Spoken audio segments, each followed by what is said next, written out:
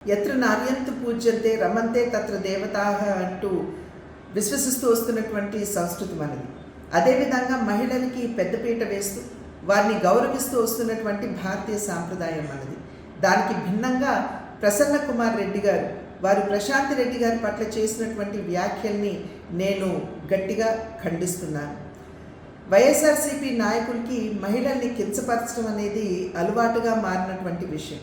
అమరావతిలోని మహిళల్ని మనం నోటితో కూడా చెప్పలేనటువంటి భాషలో వారిని కించపరచడం, అదేవిధంగా శాసనసభలో ఉన్నటువంటి మహిళల్ని శాసనసభ వెలుపల ఉన్నటువంటి మహిళలు సైతం వ్యక్తిత్వ హననం చేయడం మనందరికీ తెలియనటువంటి విషయం కాదు. 6 పర్యాయాలు ఎమ్మెల్యేగా గెలిచి ఈ రకంగా మహిళల్ని కించపరుస్తూ అవమానపరుస్తూ చేస్తున్నటువంటి వ్యాఖ్యలు ఇవి సభ్య సమాజం ఆమోదించనిది, స్వాగతించనిది అని చెప్పి వారికి తెలియజేస్తున్నాను. అదేవిధంగా వారికి నేను చెప్పేటువంటి విషయం, ఏదైతే ప్రశాంతి రెడ్డి గారి పట్ల వారు చేసినటువంటి వ్యాఖ్యలు ఉన్నాయో వాటిని ఒక్కసారి వారి తల్లి గారికి వారి భార్య గారికి చూపమని చెప్పి నేను చేసినటువంటి అభ్యర్థన. వారు కనుక దాన్ని ఆమోదించినట్లయితే, వారి ప్రసన్న కుమార్ రెడ్డి గారి భాషను కనుక ఆమోదించినట్లయితే ఇప్పుడు నేను చేసేటువంటి డిమాండ్ని వెనక్కి తీసుకుంటానని చెప్పి నేను తెలియజేస్తున్నాను.